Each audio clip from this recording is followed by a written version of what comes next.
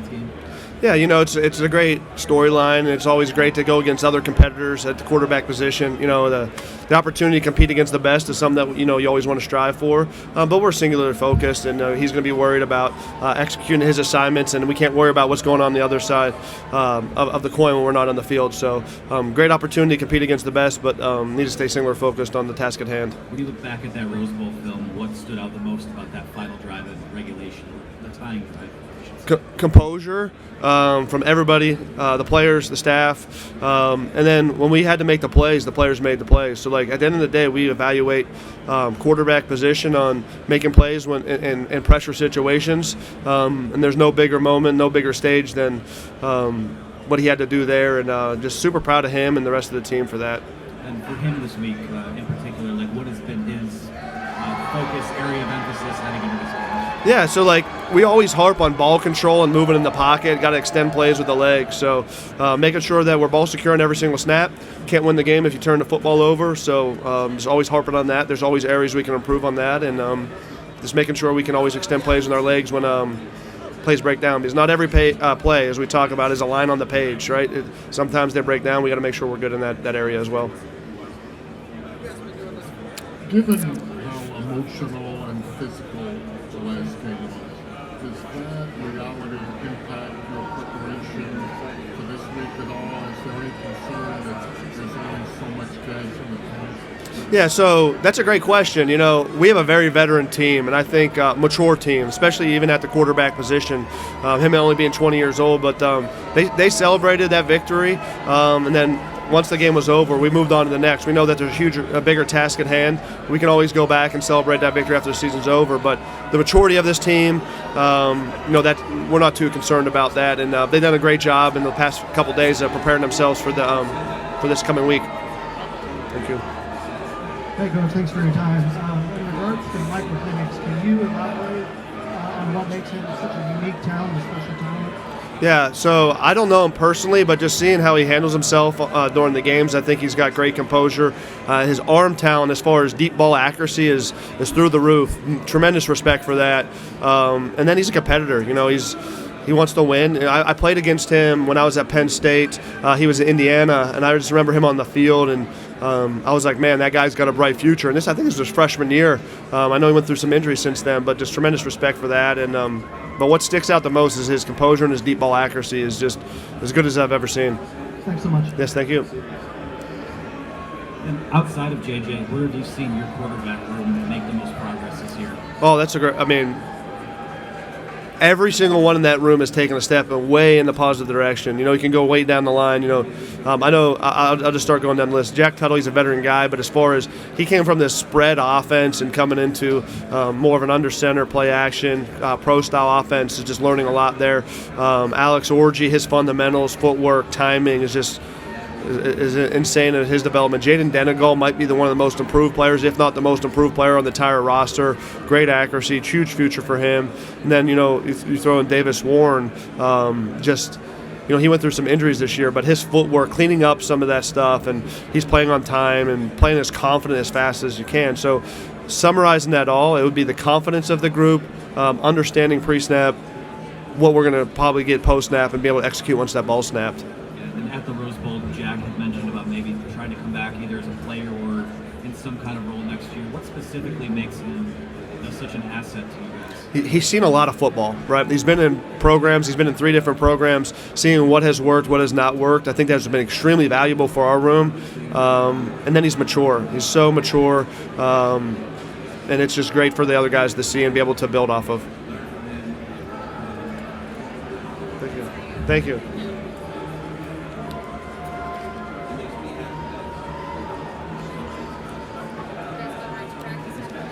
Oh, yeah, that'll be good. Is going under center your idea? No, it's been something that Coach Harbaugh has always had part of his offense, and it's really good. Huddle under center, it's really good. It's the atypical thing. Yeah, for play action pass. If you want to throw a play action pass, the best way to do it is from under center. So if you can hide the ball the longest, it's always the best. Yeah.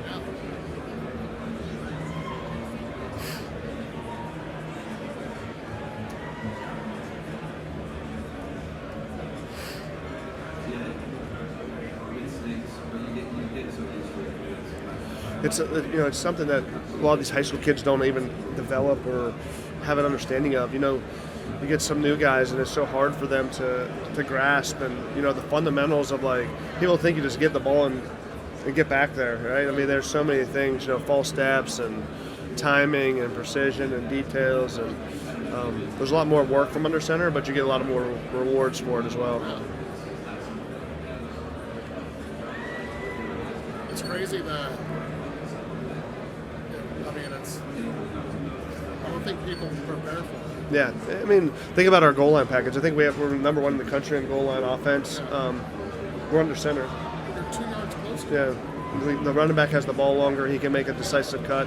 Like, if you look at the touchdown run at the end of the game for Blake, we're under center. So now he's able to make that first jump cut. If he's in the pistol, he may not be able to see that goal. Bounce it. You have fast defensive linemen. They're already in your spot. Absolutely. Clink, what do you got for me, Clink? Who's your favorite coach on the staff? Steve Klinkskill. I'm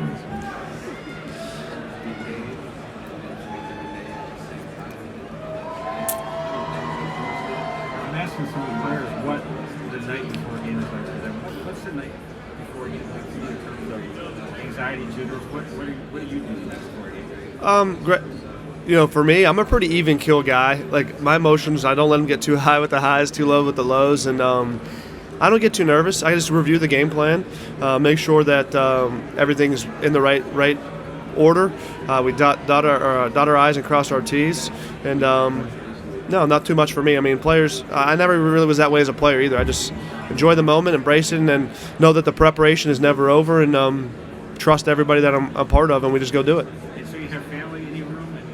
Yeah, so I have family. So, like, this week I'll have my 2 daughters. I got a 3-year-old and a 4-month-old, and then my wife. So then my parents are going to be here, my brothers and sisters. So there's a lot of commotion, but that's good for me because I love my family. I love being around my daughters, my mom and dad, and my brothers. So it makes it a lot easier. What are the moments before you leave the locker room at a game like? What are you doing before you go out to talk? Just making sure my players are relaxed. How do you do that? Be me.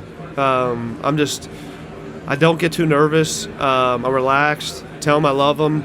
Tell them how prepared they are, how we're going to be the most prepared unit in the country, and let them just go play. If you start getting high-strung, especially at our position, start screaming, yelling, hooting, hollering, that can be detrimental to their production on the field. So you kind of just don't ever let that seep out, and I'm just not that kind of guy. What do you like to tell JJ before a game? He's prepared his entire life for this. Tell everybody to get their popcorn ready because they're about to watch the show of the best player in the country. Yep. My name's Steve. Nice to meet you, Steve. What do you got, Cornelius? So do you feel like your playing experience as a route runner, does that help you in the quarterback's perspective or calling plays or drawing up plays or anything? Does that help you because you used to run routes? Yeah, absolutely. I 100% does. Because you got to have to understand as a receiver, spatial awareness, right? How to attack coverage with leverage, what routes should work versus different DB leverage. And that helps with drawing up X's and O's and teaching the quarterback what the perspective of the receiver is on that certain player route, right? Because I think that's a mutual relationship, right? It may look good on the board, but if the leverage isn't good, it's going to be tough for the receiver to get open, right? You told me you used to call plays as a receiver. Is that true? You used to call I would, plays while you're running around? Well, no, I would. So, like, my senior year against Bloomsburg, our third string quarterback got in the game, and he couldn't get the signals from the sideline. So I was the guy telling the huddle the plays. So as the receiver, I was articulating the plays to the rest of the offense so that we could go execute it. Wild, isn't it? Would you say that Julian Edelman and you were similar in terms of route? Edelman, Welker, Stokely, all of us, just cooking dudes. Just finding open space. Cooking dudes getting open. Love it.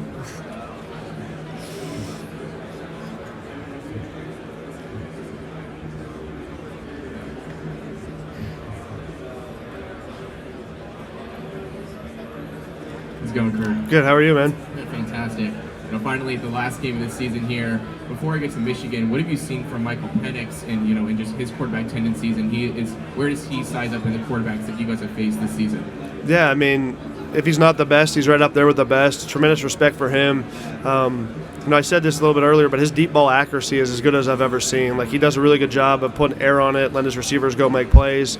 And then he's a competitor, right?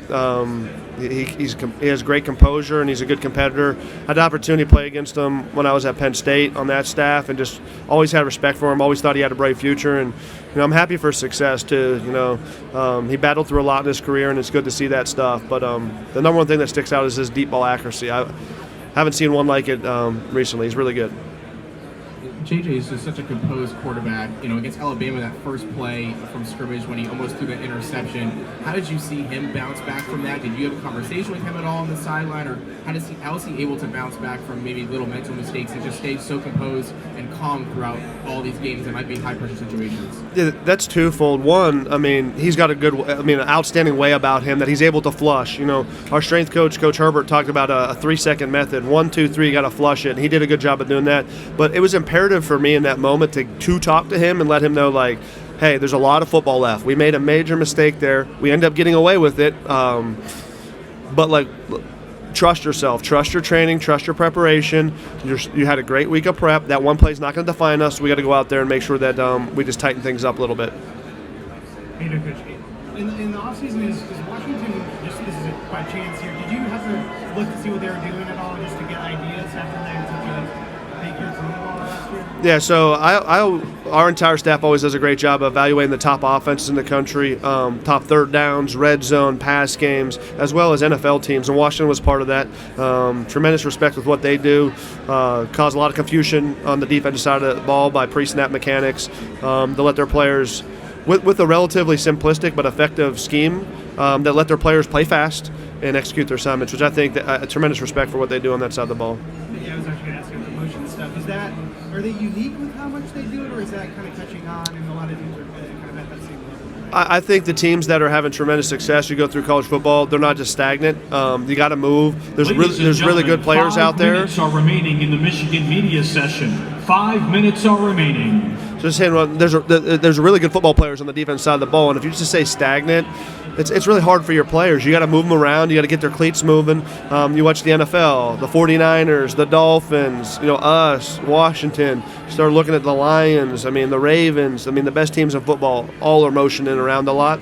But they're simplistic schemes so their players can play fast. I think that's twofold. You don't want to do too much that you're not playing fast and you're not executing. Thank you. One more. You guys had a month to prepare for Alabama, now just 7 days once again now to prepare for Washington, normal game week. As a coach, how do you split that kind of time for Alabama and just making sure it's not too repetitive, and now going to Washington, does it feel like a normal game again? Does it just feel more comfortable, honestly? I don't know about the comfortability. I think for us, we just know it's normal game week, and we've executed as such. And for us as coaches, because it was the travel from the West Coast back to the East Coast and then back down here, we spent some longer nights in the office, but that's what it's about, right? We got to make sure that the game plan's tight as it can be, and our guys can go out there and execute. But no real difference in regular game week. We just had to spend an extra couple of hours away from the family and getting prepared for the game.